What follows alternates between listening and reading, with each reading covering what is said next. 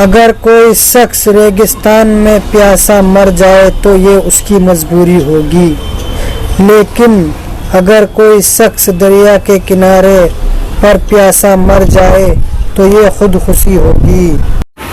तो इसका मतलब ये है कि लोगों, तुम मुसलमान के घर में पैदा होकर भी कुरान को ना समझ सके और गफलत भरी ज़िंदगी गुजार रहे हो, तो तुमसे बड़ा अल्लाह का नाशुक्रगुजार कोई नहीं है।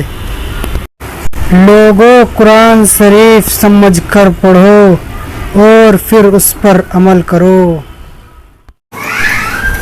भटक गए हम राहों में, मंजिल का ठिकाना नहीं था। ले गई जिंदगी उन राहों में जहां हमें जाना नहीं था।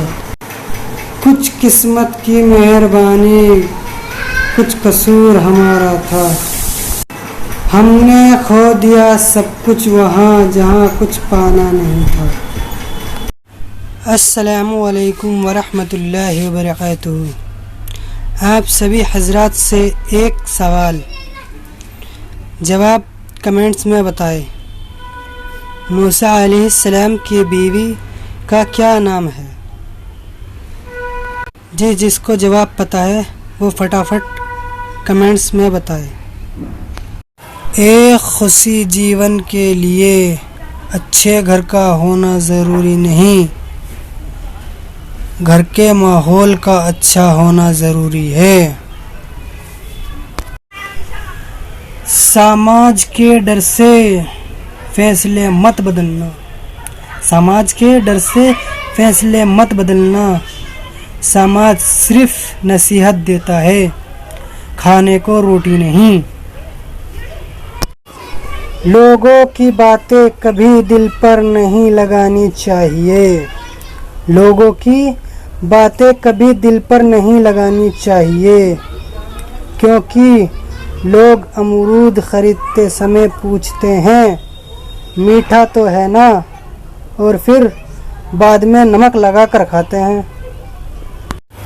एक राज की बात बताऊं, दिवाली और ईद पर सतरंगी मिठाई लोग उनके लिए खरीदते हैं जो उन्हें सम्मान देते हैं, और महंगी मिठाई उनके लिए जिनको वो सम्मान देते हैं। तो अर्ज़ किया है कि झूठ बोलकर तो हम भी दरिया पार कर जाते मुर्शद, कि झूठ बोलकर तो हम भी दरिया पार कर जाते, मगर हमें डुबो दिया हमारी सच बोलने की आदत ने। तो अर्ज़ किया है कि जब रिश्ते रुलाने लग जाए तो इग्नोर करना सीख लो, कि जब रिश्ते रुलाने लग जाए तो इग्नोर करना सीख लो मुर्शद, ज़िंदगी आसान हो जाएगी। जिस कौम के पड़ोस की बेटी कुंवारी बैठी हो और ये बेवा और यतीमों के लिए कोई नज़्म ना हो, और उस कौम के दौलतमंद लोग उम्रे पर उम्रा कर रहे हो, क्या वो कौम तरक्की कर सकती है? मुसलमान गरीब कहाँ है? मुसलमान गरीब कहाँ है? उसके पास तो कलमाए तैयबा है, जिसका वजन सातों ज़मीन और सातों आसमान से ज़्यादा है। दुनिया में सबसे महंगी चीज़ भरोसा है, दुनिया में सबसे महंगी चीज़ भरोसा है, जिसे कमाने में उम्र बीत जाती है और गंवाने में चंद सेकंड ही लगती है।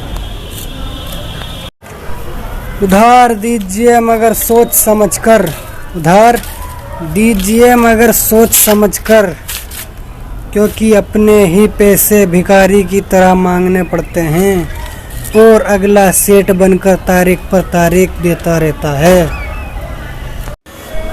जिंदगी एक खेल की तरह है, जिंदगी एक खेल की तरह है, ये आप पर निर्भर करता है कि आपको खिलाड़ी बनना है या फिर खिलौना। ज़ाया ना करे अपने लफ्ज़ हर किसी के लिए, ज़ाया ना करे अपने लफ्ज़ हर किसी के लिए, खामोश रहकर देखे तुझे समझता कौन है। किसी ने पूछा कि दर्द क्या होता है, किसी ने पूछा कि दर्द क्या होता है, जवाब मिला दर्द वो होता है जो सिर्फ सहा जा सकता है, ना किसी को बताया जा सकता है, ना किसी को सुनाया जा सकता है। किसी ने पूछा कि दर्द क्या होता है, किसी ने पूछा कि दर्द क्या होता है, जवाब मिला दर्द वो होता है जो सिर्फ सहा जा सकता है, ना किसी को बताया जा सकता है, ना किसी को सुनाया जा सकता है। बेशक अल्लाह वही करता है जो हमारे हक में बेहतर होता है, अल्लाह वही करता है जो हमारे हक में बेहतर होता है, इसलिए शिकवा नहीं उसका शुक्रिया अदा करो। घमंड किस बात का है, घमंड किस बात का है, बस कुछ ही सालों का फासला है जवानी और बुढ़ापे में, बस यही सच है। अगर कोई शख्स रेगिस्तान में प्यासा मर जाए तो ये उसकी मजबूरी होगी, लेकिन अगर कोई शख्स दरिया के किनारे पर प्यासा मर जाए तो ये खुदकुशी होगी। तो इसका मतलब ये है कि लोगों, तुम मुसलमान के घर में पैदा होकर भी कुरान को ना समझ सके और गफलत भरी ज़िंदगी गुजार रहे हो, तो तुमसे बड़ा अल्लाह का नाशुक्रगुजार कोई नहीं है। लोगों, कुरान शरीफ समझकर पढ़ो और फिर उस पर अमल करो। तुरबत में लाए हो सिर्फ एक कफन, तुम तो बहुत अमीर थे, दौलत का क्या हुआ। एक आदमी धूप में मजदूरी तो कर सकता है, लेकिन बिना पंखे के नमाज नहीं पढ़ सकता। वजह, जिस्म मजबूत है, रूह नहीं। रसूलुल्लाह सल्लल्लाहु अलैहि वसल्लम ने फरमाया, क़यामत के दिन हक वालों का हक पूरा पूरा दिलवाया जाएगा, यहाँ तक कि सींग वाली बकरी से बिन सींग वाली बकरी का बदला भी दिलवाया जाएगा। आज एक बुजुर्ग से पूछा कि सच्ची इज्जत किसकी होती है। बुजुर्ग ने जवाब दिया, इज्जत किसी की नहीं होती, ज़रूरत की होती है। ज़रूरत ख़त्म, इज्जत ख़त्म। इंसान का असली मज़हब वही है, दूसरों के साथ वो सलूक ना करे जो खुद के लिए पसंद नहीं।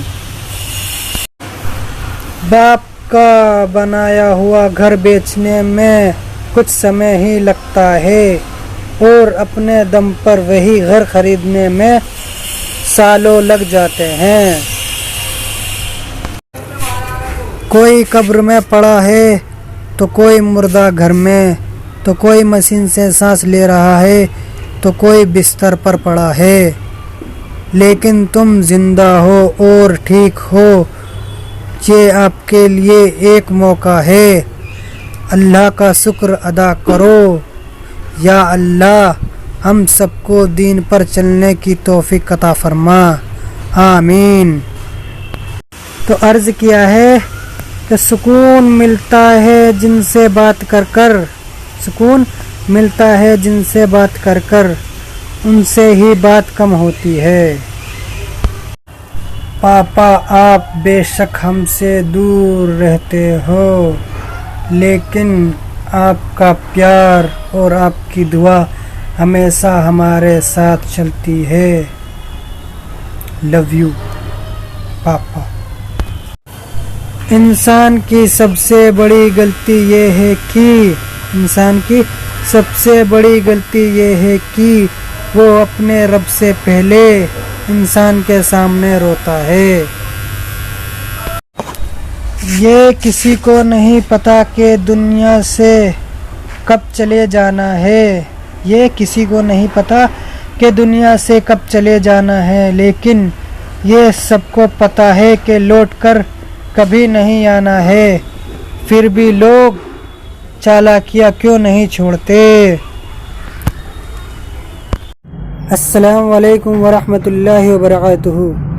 मेरे मोहतरम भाइयों, दोस्तों, बुजुर्गों, मैं आपके सामने एक गज़ल पेश करने जा रहा हूँ। मुलाहिज़ा फरमाए। जो नसीब में लिखा था मंजूर हो गया है। जो नसीब में लिखा था मंजूर हो गया है।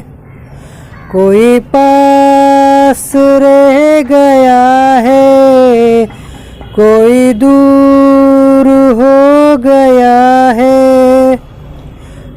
कोई पास रह गया है, कोई दूर हो गया है। शीशा था लाज़मी था इसे टूट के बिखरना। शीशा था लाज़मी था इसे टूट के बिखरना। ठोकर जरा लगी है, दिल चूर हो गया है। ठोकर जरा लगी है, दिल चूर हो गया है।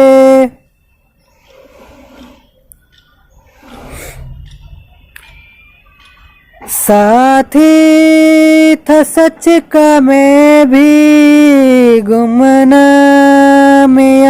मिली है। साथी था सच का मैं भी गुमनामियाँ मिली है। वो झूठ बोल कर भी मशहूर हो गया है।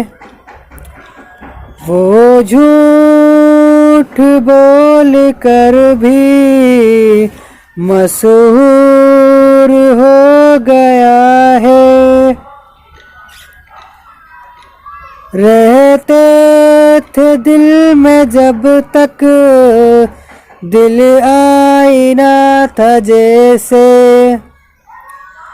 रहते थे दिल में जब तक दिल आईना था जैसे।